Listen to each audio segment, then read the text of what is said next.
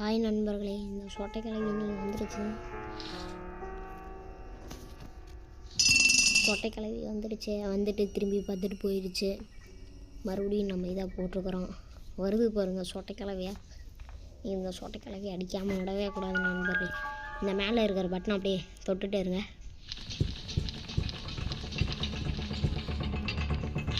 அவ்வளோதான் நண்பர்களே, கிழவி பேக் ஆயிடுச்சு நண்பர்களே. இந்த ட்ரிக்கை பண்ணி பாருங்கள், உங்களால் ஜாலியாக இருப்பீங்க.